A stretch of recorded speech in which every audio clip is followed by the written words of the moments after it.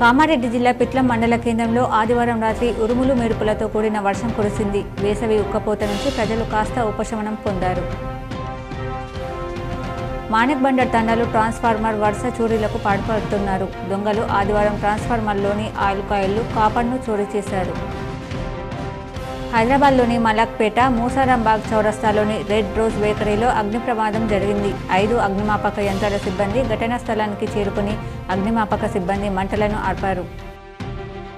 నిజామాబాద్ విద్యాశాఖ ఆధ్వర్యంలో ఈ నెల 3న తలబెట్టిన బడిబాట కార్యక్రమం వాయిదా పడింది. ఉన్నతాధికారుల సూచన మేరకు వాయిదా వేస్తున్నట్లు జిల్లా విద్యాశాఖ అధికారి దుర్గాప్రసాద్ ఒక ప్రకటనలో తెలిపారు. బడిబాట కార్యక్రమ వివరాలు త్వరలో ప్రకటిస్తామని పేర్కొన్నారు.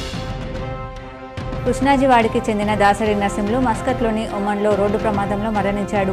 15 రోజుల అనంతరం స్వదేశానికి నర్సింహులు మృతదేహం వచ్చింది.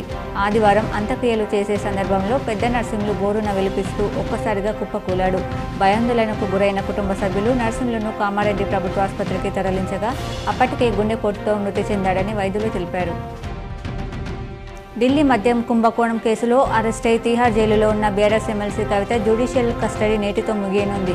దీంతో ఆమెను ఈడీ అధికారులు ఢిల్లీలోని రౌస్ అవెన్యూ కోర్టులో హాజరుపరచనున్నారు. కవిత కస్టడీని మరో 14 రోజులు పొడిగించాలని దర్యాప్తు సంస్థలు కోరే అవకాశం ఉంది.